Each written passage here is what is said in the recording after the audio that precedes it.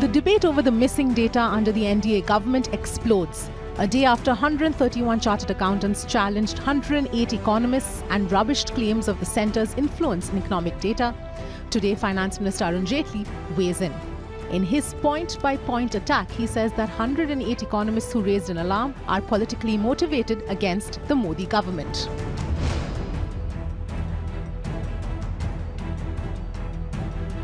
उसमें 70% वो हैं जिन्होंने पिछले 5 वर्ष में राजनीतिक विषयों के ऊपर एक नहीं एक अनेक मेमोरेंडम्स और बयान इस सरकार के खिलाफ दिए हैं। वो अब निष्पक्ष अर्थशास्त्री बनके सरकार के डेटा को क्वेश्चन कर रहे हैं।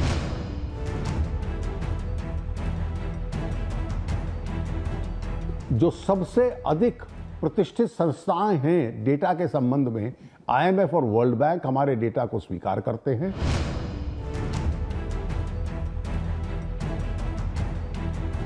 जो अर्थव्यवस्था इतनी तेज गति से इंफ्रास्ट्रक्चर बना रही है, 10,000 किलोमीटर के हाईवे, 135 किलोमीटर प्रतिदिन की ग्रामीण सड़कें, नए पोर्ट्स, नए एयरपोर्ट्स, नए शहरों के अंदर मेट्रोस, बड़ी बड़ी सड़कें, ग्रामीण क्षेत्रों में घरों के अलावा शौचालय, बिजलीकरण, पूरे देश में पावर हाउसेस। आज हम दुनिया के सबसे दूसरे नंबर के निर्माता बन गए हैं। और फिर कहना ये सारी वृद्धि से नौकरियां नहीं बढ़ रही, इससे बड़ा झूठ और मिथ कोई नहीं होगा। Mirror Now asks, if the data with the government is credible, why not make it public? If the Indian economy has created a record number of jobs, why isn't the NDA government putting out numbers? Is India's job crisis a myth? Let's debate. Good evening. The big debate this election season is over-employment. Yesterday, we brought you the big poll survey that showed 42% of the voters believe employment is the biggest issue this election season. So no wonder that it is dividing our experts, it's dividing our voters, and it's also bringing out the big guns into the public for debate. Today, it was the Finance Minister Arun Jaitley who weighed in with a comment and a detailed blog. Now, here is how different versions stack up in the accountants versus economists versus Arun Jaitley or the government debate. Point number one, what is it that the 108 economists said a few days ago? They said that the CSO and the NSSO are being subjected to political interference. What is it that Finance Minister Arun Jaitley said today? He said CSO functions professionally and independently. What is it that the 131 chartered accountants who came out yesterday slamming the Economist said? That the Economists are politically motivated, just like the award Wapsi gang. Now, if you remember, viewers, last week when this debate first broke out, that's exactly what we said the Economists will be called. Next aspect where there is a difference of opinion on the GDP series. Economists say that the revised GDP series benefits NDA and there is a data mismatch on the macroeconomic indicators that have been picked up. Finance Minister Arun Jaitley says 2014 to 2019 has witnessed the fastest ever economic growth, and there is no debate about that. 131 chartered accountants say changing GDP base year is a regular feature. It's not like it happened the first time under the NDA. In fact, the entire process of a new GDP series calculation began under the UPA. What's the other aspect of disagreement between these camps? Economists say government is withholding unprecedented unemployment data. The data by NSSO that was supposed to be released in December 2018 hasn't been given out. Arun Jaitley says unemployment with development is a myth. So if the country is growing at the current rate that it is, then how can it be that an unemployment is the reality of our country? 131 chartered accountants say India is the fastest growing economy in the world. And this goes on. The charge against the government by 108 economists is that the government is intentionally withholding data, pressurizing the institutions who are supposed to analyze and give us these statistics. Arun Jaitley says credible institutions have accepted government data. You have the IMF and the World Bank praising our economy and our country. What are you talking about? And the chartered accountants are backing the government, saying credible institutions have accepted our data. So where do we stand over this big missing data debate, and what's really the true picture of our economy? That's the big debate this evening. Mr. R. Nagaraj, professor with the IGIDR, joining us this evening. Mr. Ramakumar joins us once again, economist with the Tata Institute of Social Sciences. I also have Mr. Santosh Mehrotra, professor of economics at Center for Informal Sector and Labour Studies at JNU, and Abhishek Mishra, leader of the BJP, will be with us shortly. Unfortunately, we had one of the chartered accountants who was part of this group who was to join us but had a personal emergency, so had to cancel last minute. But let me go across to Professor Nagaraj first and ask him, not so much on what the CAs have said first, but on what Arun Jaitley has said. The label there is compulsive contrarians. What's your response?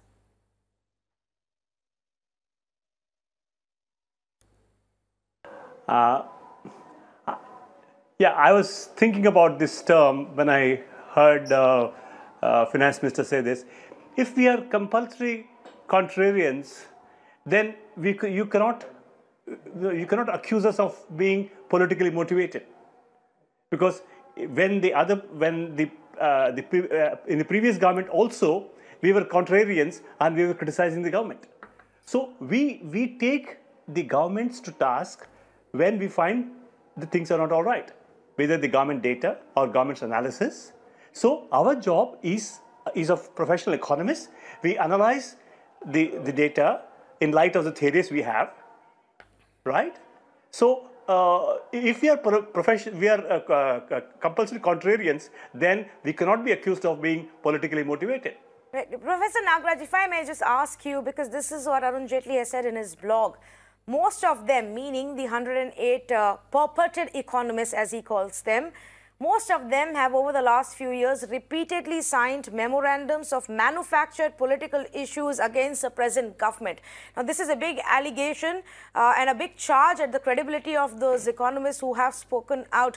But if I may ask you, have you actually signed any memorandums or been part of any other campaign questioning government policies or data?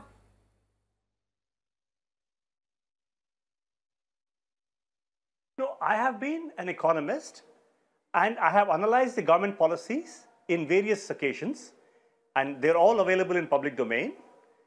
And I have done this for the last 30 years as a professional economist. Okay, so but we have not signed. We have looked at specific policies, not party politics. If the policies are right, we have said yes, that it's correct. If the policies are not right, or if the data behind them is questionable, we have raised issues. Okay, so this is what an independent economist are supposed to do. We do research and we teach, okay, and we maintain our professional independence, and that is what I think our job is. And our job is not political job, and you cannot accuse us of being politically motivated. Okay, all right. Okay? We have done our professional job as careful commentators. Yes, I take your point. Okay. But Professor Ramakumar with me in the studio, it's the same question to you. In the interest of full disclosure to our viewers, and you've been part of this conversation with us now for multiple debates, have you been part of any other motivated or manufactured campaigns against the government? Well, I have been in the past. I have signed, I don't exactly remember how many, but I'm sure 2 or 3 letters I have signed during the previous government as well as during the current government. Yeah. We have signed letters related to the poor functioning of the MGNREGS. Yes. We have signed letters concerning the poor design of the National Food Security Act. We have signed letters related to the Right to Information Act, Forest Rights Act. So we have written letters to the government off and on during the previous government as well as the current government. So there is the charge of politically motivated and the compulsive contrarian argument doesn't quite wash. But it's true, you are a compulsive contrarian irrespective of if it's UPA or BJ or NDA in power then. To the extent that Mr. Arun Jaitley is an obsessive loyalist, yes. I am a compulsive contrarian. Okay, all right. Let's get to the actual facts then, and the point of discussion here. Obviously, there are 2 big themes. One is the unemployment data. The second is the GDP. And Mr. Santosh Mehrotra, I'm going to come to you first, since we've had numerous, and I think now I've lost count of the debates we've had on unemployment and various data. What is your response to what Arun Jaitley is saying? And he says that, look at our growth numbers, and if this is our growth, then unemployment has to be a myth.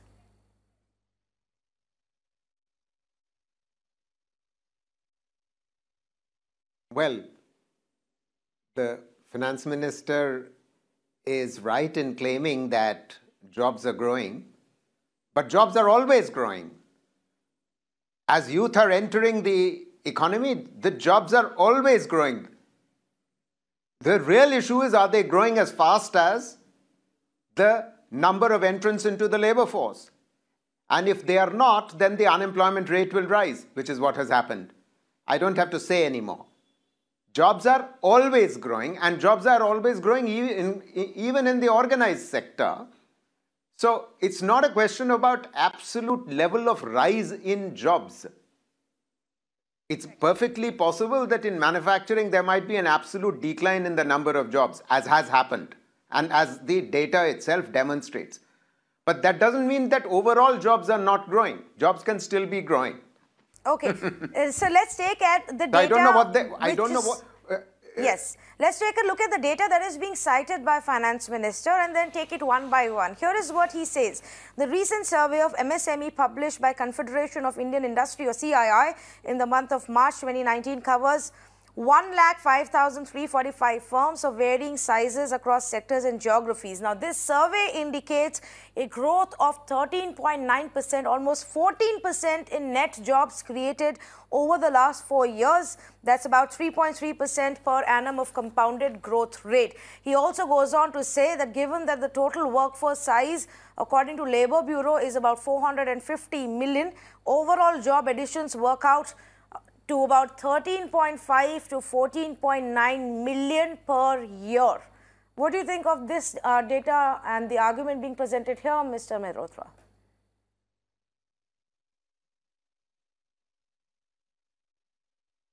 Well, I think the only data which is truly reliable are three sources of data on jobs. One is the CMIE data, which has a national sample, 166,000 households. The second is the annual survey of the Labour Bureau, which is roughly similar sample size, slightly smaller. And the third source is the NSS 1718, about which we already know. Now, all three are giving reinforcing evidence. And please remember that all three of them have in their sample the organized sector, which is what the CII survey would be capturing, as well as the unorganized sector. So, obviously, the three surveys that I have just mentioned, which are reinforcing each other and which are nationwide and representative at the national level, are going to be more reliable than what the CII has done. And honestly, I would doubt the capability of the CII to conduct a survey of this kind in the first place. Okay. In fact, I'm being told that we have Mr. Rajesh Sharma, Council Member of the ICAI, which is the Chartered Accountants Association. Mr. Sharma, thank you for speaking to us. It's a very colorful statement that the 131 Chartered Accountants have released, and obviously you have your own reasons to say what you did. But frankly, if you are going to make the charge that the economists, 108 economists, are politically motivated, then this sentence appears more politically motivated too when you say allegations appear choreographed and resemble the various previous award wapsi drama. Award wapsi drama is actually a political phrase that was coined at that point of time. And if you use such phrases, shouldn't questions be asked of you about being politically motivated? Basically, I can say it's something which is coming exactly during the election time. Why it comes during the election time?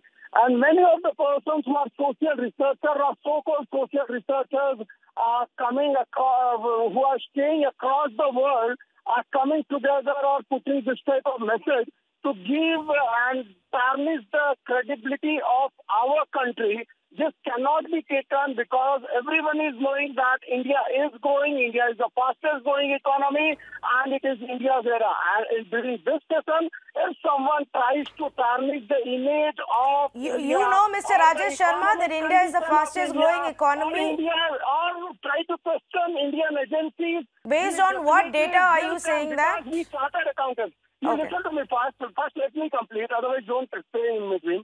We chartered accountants who deal all the business, all the economic trends, day-to-day economic activities at ground level. We know it well, and we have seen it in the last 4 years. The direct tax collection from 5,58,000 crore to 10,02,000 crore. From indirect tax from 4,73,000 to 9,11,000 crore. So it has been doubled in 4 years. The way direct tax, indirect tax, the market cap has increased by 40%. If you take any such thing, how can the tax to GDP ratio, because if GDP is going up, then definitely that never increases. But that has also gone up from 10 to 11.3. So you can say the way it is increasing, the way country is growing, we should be positive towards the country. And the such persons coming during the election time, they were there in last 2-3 years. Okay. Spoken that time. So if I may, just prior to election, it is totally politically motivated thing. And here the persons who have signed, the chartered accountants who have signed are who are chartered accountants committee, the persons who are past presidents, the person who are independent director, the person who are CMD, CEOs, the person who are dealing with business daily, those persons have said. Okay, so Mr. Sharma. It is ridiculous on part of those persons who have gathered and tried to motivate few names and try to put and tarnish the image. Well, it's very nice to see that you are so passionate about defending this, Mr. Sharma. Now, if I could just ask you this question, and I understand obviously the data that you're suggesting, because between demonetization and GST, obviously chartered accountants have had a great time in the last few years, but that's not reflective of the entire economy, just putting it out there. My question to you also is, you say none of these economists or social scientists ever made an appeal in those 54 long years that India is on a slow track and is being left behind. Now, when India has become the fastest growing economy in the world, they are worried about the credibility of the data. Is it their intention to scare foreign investors? Politically motivated. Correct. Now, can I please finish my point, Mr. Sharma? I'll give you time to respond. Before you joined us, I asked both of the economists who are on the panel tonight if they have in the past spoken out and been part of, signature movements and campaigns against government policies. And they said yes. And they, in fact, one of them also pointed out that they have raised issues about government policies during UPA's era with UPA's pet schemes, pet projects. So, will you now admit that perhaps you did not do your research properly and you slammed these economists without bothering to find out whether or not they had raised their voice in the past? I can say, but have you ever heard this 108 economists have raised word at a time? I have also never heard that the government for 2.5 years has kept away all the crucial data from us. Once in a while. But I can say one thing. The world knows, the IMF says that India is growing, World Bank says India is growing. If the World Bank's rating of ease of doing business from 142, it has come to 77. Everyone who is dealing into companies, he knows that loan is getting faster, company formation is getting faster, all type of things are getting faster. This Aadhaar working and all has made a lot of hurdles clear. These are things we need to know that India is growing, and we need to be positive about the economy and so give a positive picture in the world. Because this person, 108 economists, they're quoted by some of the foreign newspapers and all. So what is wrong in that? Of the country. No, it is wrong because India is going by to create a negative image about India. Well, the entire world also knows, and I think you will agree with me on the fact that the private investment in our country has been at a significant low in the last few years, Mr. Sharma. I know my facts, and these are the facts. In the last few years, maximum amount of infra spending that has happened has come only from the government and not from the private sector. If you say the private sector is so hunky-dory, why aren't companies investing more in projects in our country? Ease of doing business. ranking doesn't make any difference if people and companies within our own country do not have the confidence to set up more projects. Why ease of doing business doesn't make any difference? Why rolling out of GST in a big country like India doesn't make any difference? Why it is so? Because GST rolling out in the best of the system which is carried out anywhere in the world. Okay, I'm going to let two of our experts respond to you. It was a teaching problem of 5-7 months, and we were the one who chartered accountants who opposed that it is a lot of teaching problems are there. But now, when it is settled down, now when the inflation has come down, now when the rates have gone down, now when the tax is increasing, then definitely we will say that is now everything is fine. Okay, let me get our experts to respond to you. Mr. Ramakumar, I'm going to come to you first and then I'll go across to Professor Nagaraj. Mr. Rajesh Sharma, do listen in because you've made some very, very grave allegations against these economists. Let them respond to the points that you are making. Mr. Ramakumar, to you. I'll ignore the personal allegations that Mr. Sharma made. But the point is that the letter by the chartered accountants are filled with errors and wrong informations. Let me list out one or two. Professor Nagaraj is here. He will elaborate on some of these if I miss them out, so miss something out. First is that they have said that there are a set of years in which GDP has been revised in the past as well in certain with certain base years. Let me just read out a sentence from there. They have said that the GDP has been revised earlier in August 1967, January 1978, February 1988, 99 and 2006. These are completely wrong. There were no GDP data revisions in any of these years. So the writers of this letter have completely missed out when GDP data was revised in India. They don't even know this basic fact. So who is politically motivated? In fact, data were revised in 60-61, 70-71, 80-81, 93-94 and 2004-05 and then now in 2011-12. Correct. Not in any of the years that the chartered accountants are suggesting. Correct. So it is filled with errors like this. I can list them out, but I'll sort of leave something out for Professor Nagaraj as well because he's my. Could that be a difference between when it was done and the base year that was taken? Yeah, the base year upon which the revisions were made. Yes, right? That's what you're referring to. That's what I'm referring to. Yes. They say that GDP data was revised in X, Y, Z number of years where there was no revisions. Okay. So revisions were actually in a different set of years. Correct. Right? So they don't even have that primary information on when the revisions took place. How do you take this letter seriously? Okay. Number one. Yes. Number two is that there is a narrative being constructed here, which is that India is growing fast. India is growing faster than China. India is fastest growing economy in the world. But let me put out why this narrative is problematic. This narrative is problematic because they begin from a wrong premise. What is that wrong premise? The revised GDP data based on the 2011-12 base year, which we are criticizing, right, as problematic. So you take a problematic set of GDP figures and put them out in the open. Of course, World Bank will take it because you're officially putting it out. Right? The World Bank doesn't compute India's GDP separately. So World Bank doesn't do it, IMF doesn't do it. All of these international agencies are actually just taking the growth data what we are giving them. They're not doing their own service. They don't do their own service. So I just want to make this clear to our viewers also to understand, because when you say that how can, if the World Bank and the IMF are backing us, how do you have a problem? Because they're not really scrutinizing our growth series. They may have comments, but the point is whatever India puts out as official data, that's what they're taking. Right? Now, so you start with the wrong premise and create a narrative. Why is that narrative wrong? I'll just take 30 seconds. Economists talk about something called a smell test. Smell test means that is your growth rate associated with growth in a set of corroborative indicators as well. So you look at your savings rate, investment rate, you look at your growth in exports and so on. So let's look at the savings rate. It has fallen between 2011 and 2018. It falls from 34.6% of the GDP to 30% of the GDP. Investment rate falls from 39% of the GDP to 32% of the GDP. Exports of goods and services as a share of GDP falls from 24% to 19%. But your GDP growth rate rises from 5.5% to 8-9%. Doesn't make sense, doesn't add up. It fails the smell test, as we call it. Yes. Right?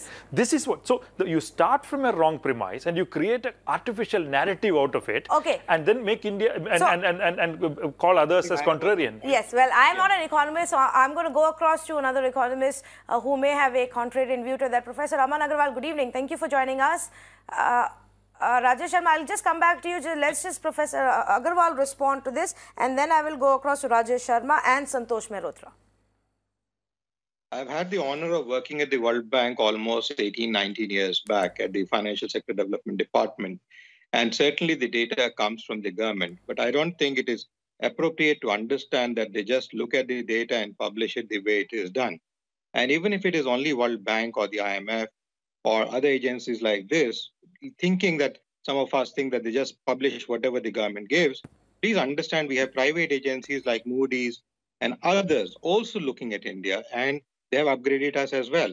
So just to look at them. Secondly, when you talk of savings rate, 33-35%, my dear friend, was not a good rate, because that means we are not investing in the economy.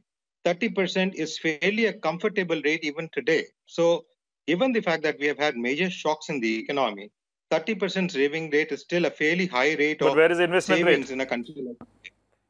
So let me complete, sir. Secondly, Tanvi, you mentioned about private investment. Yes. Please understand, for the last year and a half, there has been a deep scrutiny on the bank financing which has happened in the past. It had become a freeway where we saw companies were actually swindling away with funds taken from the banks as loans, and taking loans after loans and loans after loans, which has been brought to a check. Naturally, when that has been brought to a check, we would not see that kind of a momentum in private investment typically coming in. Despite that fact, we've still had about 5.5 to about $6 billion coming every month from international investment itself. And we, apart from the tax figures. So I'm not saying that everything is very good. It's in a country like India, which is democratic, we certainly like to hear all different kinds of views and go to hear and debate about these issues. But just to say that whatever the other person is saying is completely bluntly off and wrong, I think it is bad. Having worked at the bank, please tell me about the investment rate. So you are at least accepting that there is a slowdown, or not even a slowdown. Private investment has not bounced back since UPA era. Professor Agarwal, irrespective of what the reason is, I'm not sitting here and blaming the government for it. I'm just saying that that is a reality, whether or not it is because the banks have become cautious or banks have lost money or for any other reason.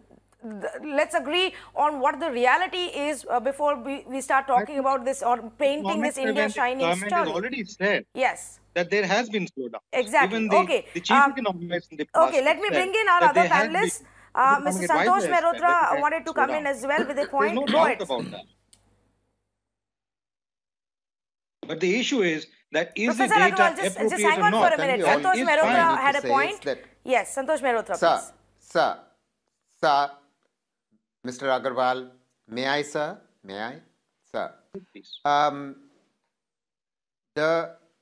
We have become the fastest growing large economy in the world. Let's take that be that as it may. The fact of the matter is that this is because China has slowed down. That's why we are the fastest growing large economy in the world. Point one. Point two, we were the second fastest growing large economy in the world just after China for at least 10 or 12 years for the past 10 or 12 years. So I don't know what the big deal is about our being the fastest growing large economy in the world. The real point is that our level of income is so low, that we have to grow fast for the next 20 years. If we don't grow consistently fast for the next 20 years, there is not a hope in hell that we will reduce poverty. So let us not just pat ourselves on the back because we've become the fastest growing large economy in the world, because we were already growing quite fast, reasonably good, and China's growth rate has come down. This is point three. Point four, the real question that I want to ask our chartered accountants is the following. Why is it that independent economists have not replied to 108 independent economists? Why is it that the chartered accountants find it necessary to reply to the 108 economists? And this is the reason why Ram Kumar is absolutely right that they've made some basic, simple errors. So let's just take apart some of the things that the chartered accountants talk about. One is they talk about, our poverty information, we've been reducing poverty, but we don't have nationally produced poverty data since 2011-12.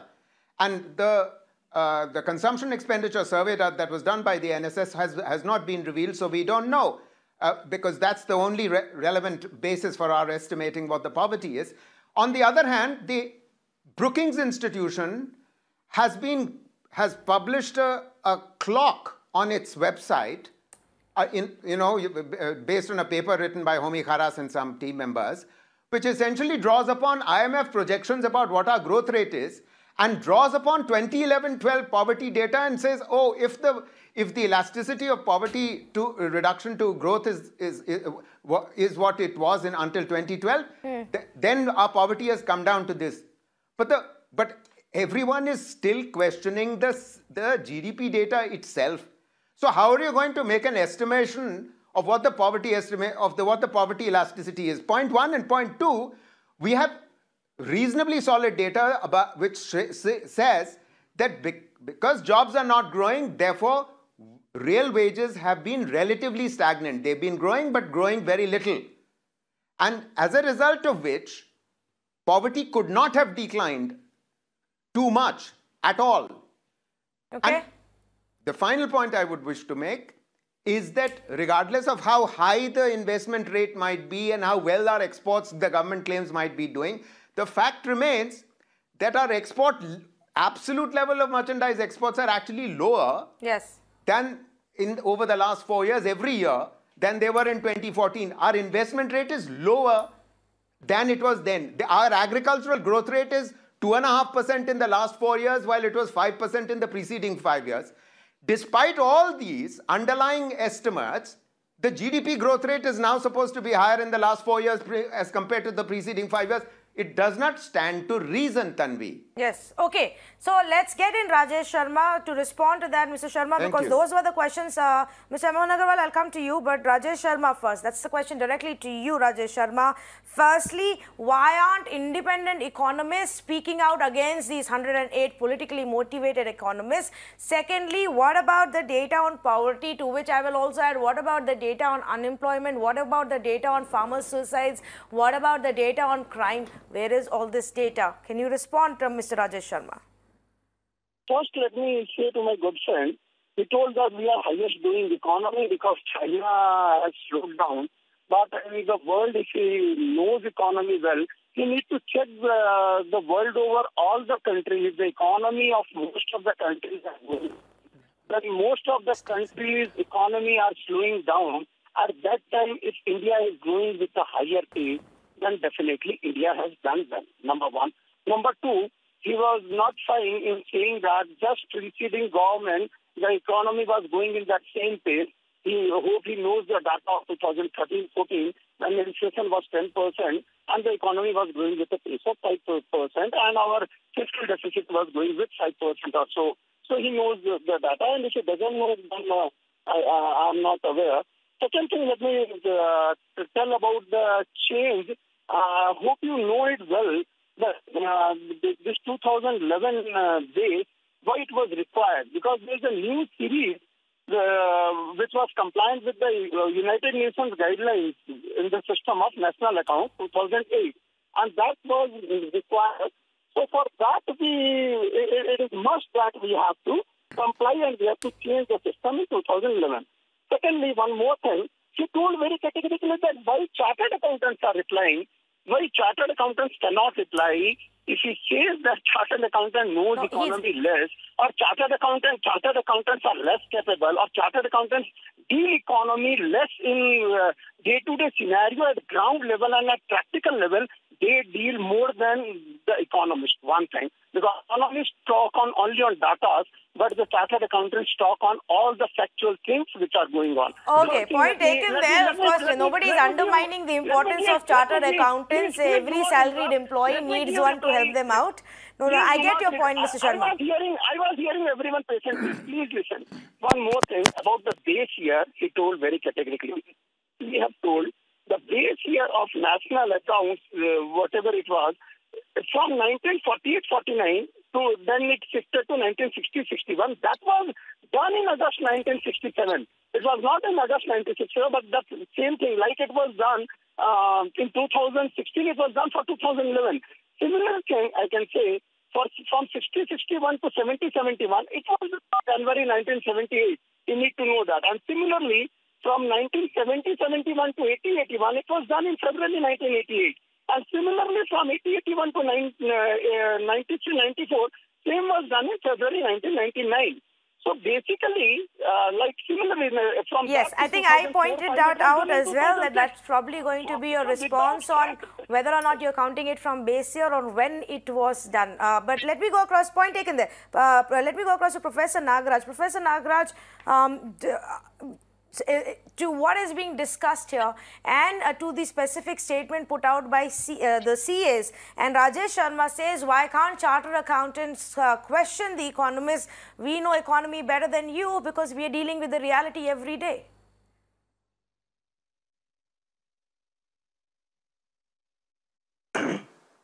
Yeah, first of all, about the chartered accountants statement. There are many mistakes in that. One thing which has been propagated is that it is the first time that Indian national accounts or Indian GDP is compliant with the United Nations UN SMA, which is again completely false. India has always followed the UN SMA, and the previous series followed the UN SMA 1994, which was. Therefore, India has always been compliant with the UN SLA. Okay, that's the first part. Secondly, the chartered accountant statement talks about the ease of doing business. I think that index has serious problems as known to economists worldwide. This index has no correlation to increase in investments globally, and there are very interesting cases where country like Russia improved its ranking from 120 in 2012 to 20 in 2018, but Russia's investment rate did not go up. And finally, it is widely known that the use of doing business index is a politically motivated index. And as admitted by the former chief economist of World Bank, Paul Romer, who got Nobel Prize last year, said that the index in Chile moved quite with the changes in the political regime. Whenever the socialists came to power, the index went up and the rank went down, and when the conservatives came, it went up. So I think the entire exercise of ease of doing business is questionable. When it comes to India, it must be pointed out that much of the improvement in India's ranking is entirely on account of the methodological change, which has been widely admitted. And there is a well-known study by Center for Global Governance in Washington, which has shown that the improvement in India's ranking is entirely on account of methodological change. So I think the report has serious. The chartered accountant statement has serious loopholes in the information they have provided. Okay, surely the chartered accountants have right to have their view like anybody else. Okay, but one must understand the chartered accountants do not have a macroeconomic view, because that their training is to look at firms, that is microeconomic units. Okay, whereas macroeconomics is the discipline which helps people to look at the economy as a whole. This is what we call the aggregate economy. We look at the aggregate production, aggregate consumption, aggregate employment, and that can be achieved only by large nationwide sample survey data or an estimates like GDP, right? So they cannot be acquired by simply looking at firms. In India, we know that the corporate sector, even by the new accounts, account for only 34%. Whereas two-thirds of GDP comes outside the corporate sector, about which chartered accountants' understanding is unfortunately not right, because that is not their expertise. That's the reason why macroeconomists insist on getting the picture of the economy as a whole, and that they get only by nationwide sample surveys and aggregate estimates like GDP. Right. Okay? You know, frankly, so this is very important to keep in mind.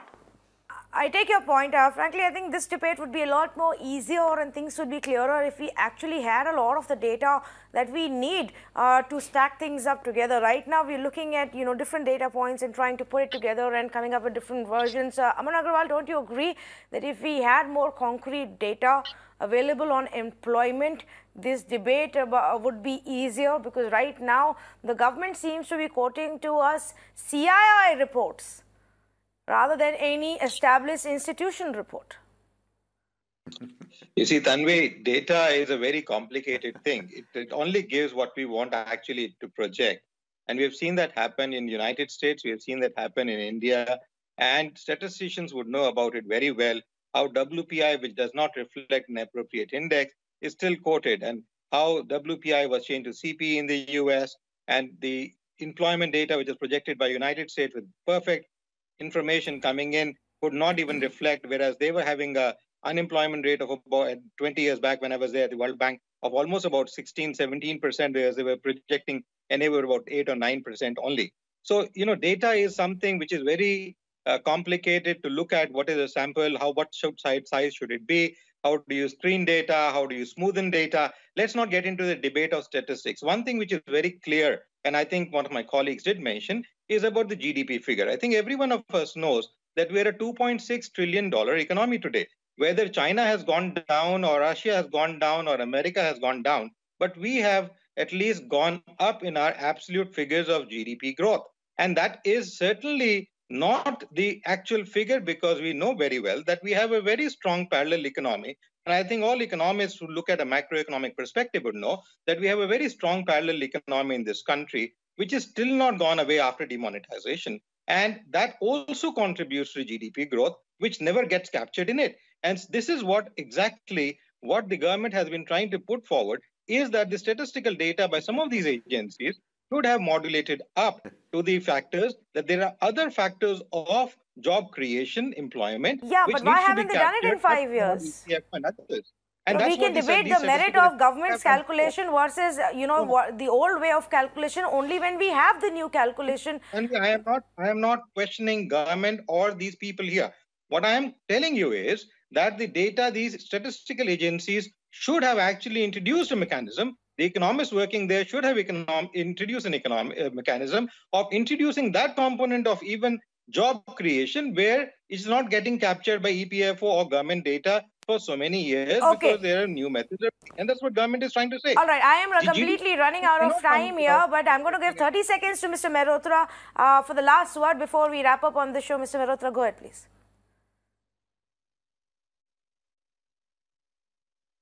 On the GDP estimate, I want to remind our audience that the chairman of the Prime Minister's Economic Advisory Council had himself questioned the new estimates that have been put out by the CSO most recently, which are in contradiction to the estimates that were put out by the committee of Sudipto Mandal, the National Statistical Commission.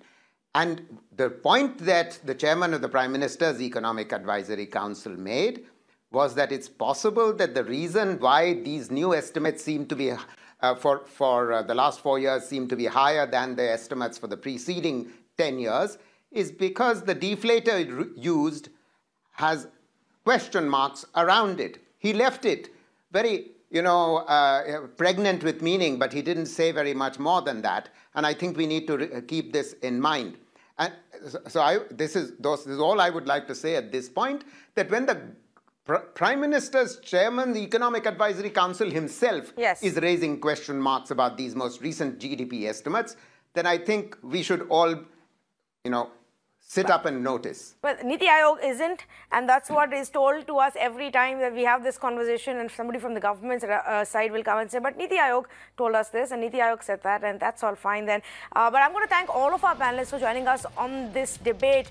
You know, I don't understand why we have to build this entire narrative. The minute you start questioning something linked to the government, you've become anti-government, anti-establishment, politically motivated. Why will anybody in this country not want to believe that we are growing at a healthy level if we indeed were growing at a healthy level? Why should I be in denial of that? Why should any economist be in denial of that? It doesn't make any sense. One would be happy if you're doing well in life, if your family, friends, people around you are doing well, if your business is doing well. If you're asking questions, it's because you perhaps don't see merit in the numbers that are being put out. Now, this is what Finance Minister said. I have given some details of economic development in India over the last 5 years with empirical evidence. The evidence shows rapid progress in economic fortunes of all Indians, irrespective of caste or creed. Only those who fail to develop the Indian economy, despite being in power for several decades, cannot witness the reality that is staring in their faces. The whole world, which is the IMF and the World Bank, regard India as the fastest growing major economy. 130 crore Indians believe it, only the compulsive contrarians don't. Perhaps it is time, Mr. Jaitley, to have a conversation with these compulsive contrarians. At the end of the day, they too are Indians. They may not all be politically motivated. There may be some base to the questions that they are asking. The fact of the matter is, here is a list of data that you and your government aren't willing to give us. Data on unemployment, a report by NSSO that would have given us a sense about the job creation situation in our country has not been released since 2011-2012. The report on socio-economic caste census, which would have given us a sense of the status of the OBCs, has not been released since 2011-2012. The report on the rapid survey of children done by the Ministry of Women and Child Development has not been released since 2013-2014. The data on number of farmer suicides in our country at a time when farm crisis, agrarian crisis, is one of the biggest boiling issues in our country, has not been released since 2016. The data on foreign direct investment statistics, something that the government really has been speaking a lot about, has not been released by the Ministry of Commerce or DIPP since June 2018. The data on crime in India, whether it is accidents and suicides, whether it is prison statistics and kidnappings and abduction, none of it has been released by the National Crime Bureau in the last 2 years. If there is nothing of concern, give us the data and end this debate. Thank you so much for joining us.